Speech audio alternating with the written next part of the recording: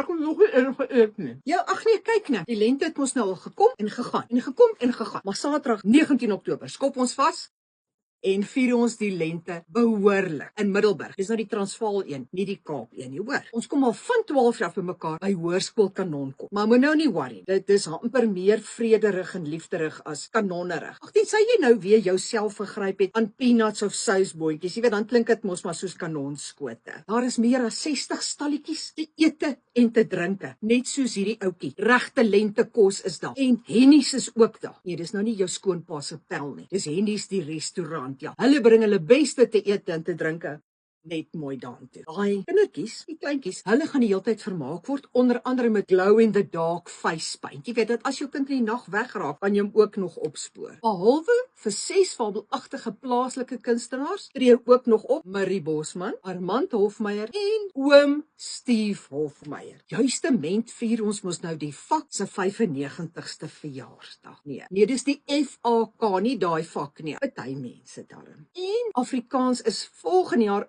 100 jaar 'n amptelike taal. Ek gaan daar wees as julle MC en natuurlik 'n paar vleismetings, paar quizvrae en dan 'n paar lewenslesse met natuurlik pryse eie soortig aan die Matiestad. So merk nou jou kalender vir Saterdag die 19de Oktober as geokkupeer. Maak slak jou dansskoene skoon, oefen jou dansspiere, polish jou sonbril en kom honger en dors. Daar gaan allerlei versnapperinge wees. En daai weet jy met Kersfees net so om die draai, wat ek vir jou sê moet jy nou nie terughou. En jy kan vir jouself lekker Kersgeskenke daar koop teen fantastiese pryse. As jy nog inligting wil hê, klik op die adres wat hier onder is en as jy nog iets wil weet, al het die nommer ook hier op die lyn. Hulle sal vir jou alles kan sê wat jy moet weet. So ek sien jou dan definitief die 19de Oktober daar by Hoërskool Kanonkom. Maar luister, ek gaan nie my boek en penne bring nie, hoor. Die kans dat ek nou weer matriek sal maak is uiters skraal. Ek voel nie sleg nie. Weet ek's nie die enigste een nie. Sien julle die 19de, hoor.